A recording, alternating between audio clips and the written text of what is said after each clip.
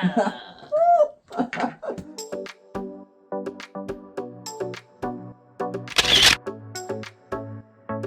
everyone and welcome to a brand new episode of All About a Fursuiter, the series where we interview furries, get to know a little bit more about the furry fandom, one furry at a time. Yes! Yay! So I'm here in Ohio, actually here seeing Samson, Kitty Fox for the week. Greetings and salutations. Yes.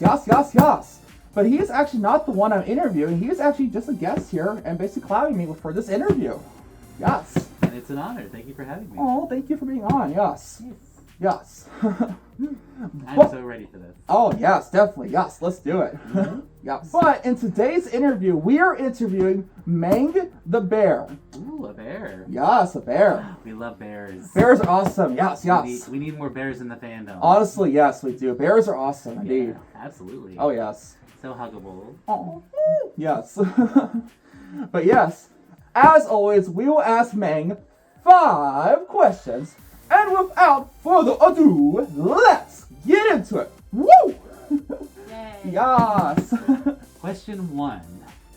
Mang, could you tell us about your persona? Hello, my name is Mang. I am a bear lion with some extra spikes for good effect. I came up with Mang when I was like a teeny tiny tot up in high school, and he originally was just a bear. And then I was like, I kind of want to expand on him a little bit. So then he became a lion, and then because of Rise of the Teenage Mutant Ninja Turtles, which I plan to talk about later, he has a snaggletooth because of Raph, and I also added these red spikes because of Raphael. Honestly, I think that is really cool how you came up with your persona. I actually didn't know that the red part of your persona was based on Raphael, based off Teenage Mutant Ninja Turtles. I think that is really awesome, man. Yes. That is really cool, yes. Yee. Oh. On to the second question now, number two, and that is, tell us about SLK Dance and what you hope to achieve from it. So I am a part of a dance crew called SLK. SLK stands for Silence Kills.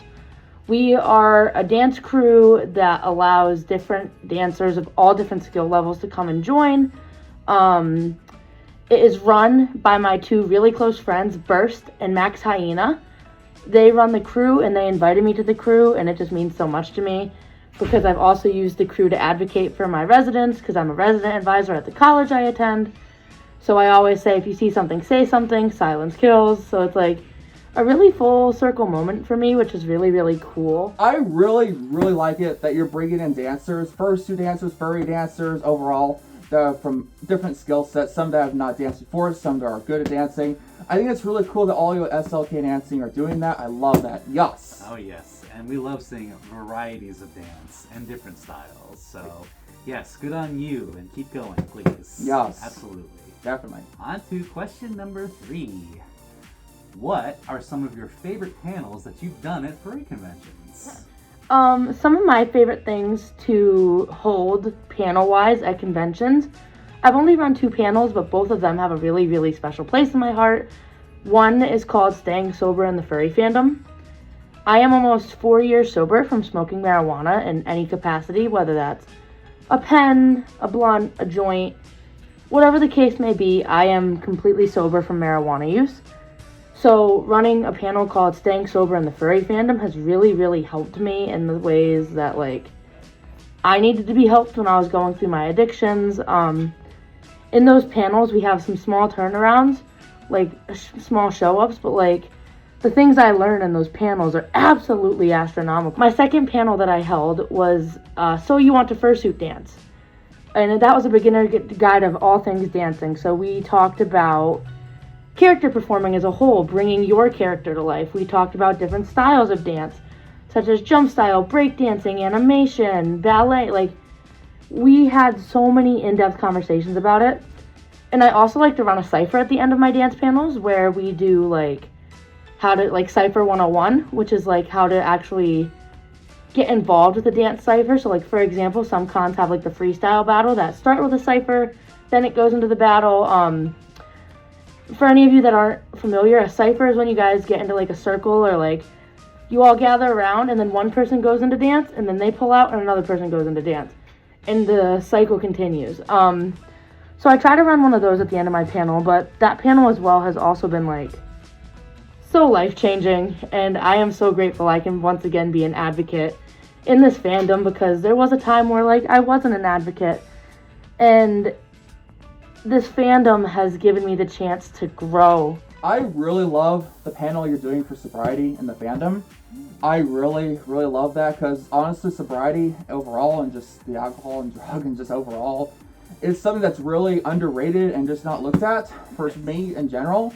I have had a long history of people that struggle with alcoholism and a bunch of substance problems, and I think it's really awesome that you do panels on sobriety. I also think it's really cool that you do also some fursuit dancing panels as well. That's just really awesome, and I love that you keep doing that, and I want you to keep doing that. That is so awesome. Heck, I love it, guys. It seems like they do a lot of panels with helping people. Yes. And that's, something that we love to see in the fandom, is to help each other, because that's what we're all about. We want to help each other, we want to help others who cannot help themselves. Exactly. So it's a beautiful thing to see. Exactly, because it's just really awesome. On to the fourth question now. Number four.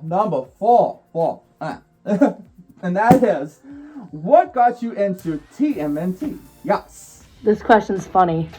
What got me interested in TMNT? Biggest fanboy over here of the Ninja Turtles. It all started during my Disney college program. Me and my friend Avery, we were like, we're bored, what do we want to do? And Avery's like, just watch the show. And I'm like, Ninja Turtles, for real? I don't want to watch that. Then we started watching Rise of the TMNT, which was a 2018 version, and I just fell in love.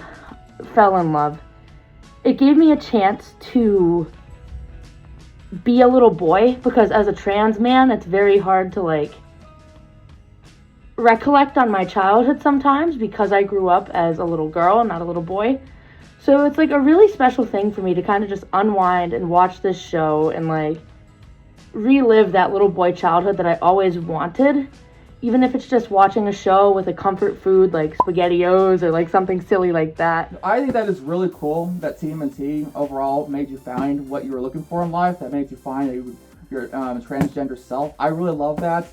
I think you should keep being you and keep being awesome. Yes, I love it. Yes. Absolutely. On to question number 5. 5. How has the furry fandom changed your life for the better? Oh boy, where do I start? I have been following this fandom since I was a wee little lad, probably about 9 years old. I'm 21 now, turning 22 this year. I've always loved mascotting, and I became a mascot in middle school. I loved it, and I just thought it was something niche, whatever. And then I found the furry community, and I was like, oh my god, like this is where I fit in, and that's awesome. I tried to make a fursuit at age 13. It wasn't that pretty. Like, I was super immersed in it really quickly. And it also really helped me like get out of my shell a lot, because I'm very shy. I try not to be. I try to be like a talk to everybody kind of man, but unfortunately sometimes I feel like a outcast or like not welcomed. But doing that in the furry fandom and just kind of walking around talking to a stranger like, hey, what's going on? Like, it really did help me get out of my shell, and I am just truly immensely grateful. Like, I'm so grateful to be a part of it, and I am just appalled that there's a community that loves me, because I have gone through my life not feeling that loved and that respected and valued. So finding my friends and my lifelong found family, like, it was just absolutely incredible, and the fandom means a lot to me in that sense too, because I'm able to help people that need to be helped.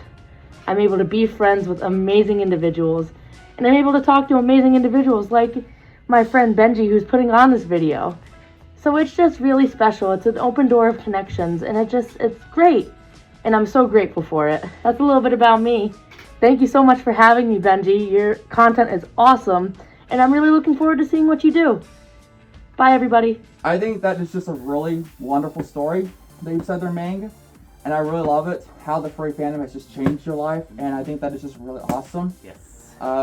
So many people, including myself, have just been changed by the furry fandom just for amazing ways, positive ways, and I love that. Yes, yes, yes, yes. And it's definitely changed our lives, you know? And we wouldn't be here today if it wasn't for the furry fandom and all those in it. Exactly. Mm-hmm. Yes. Yeah. I wanted to give a big thanks to Mang The Bear for being on this video, on the show, on the interview series, on All About a Fursuiter. Yes, yes. Yay. Also want to give big thanks to Samson Kitty Fox. Hi. Yes. Thank you for having me once again. Aw. It was a lot of fun. Oh, yes. Oh, yes. No. But yes, I want to give a big thanks to all of them. I'm also going to leave links to all their socials, both Samson and Mang, in the description down below.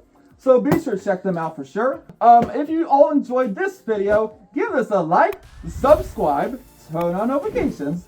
But as always, and as always, I bid y'all a good farewell. Bye. Bye. Bye-bye. Bye.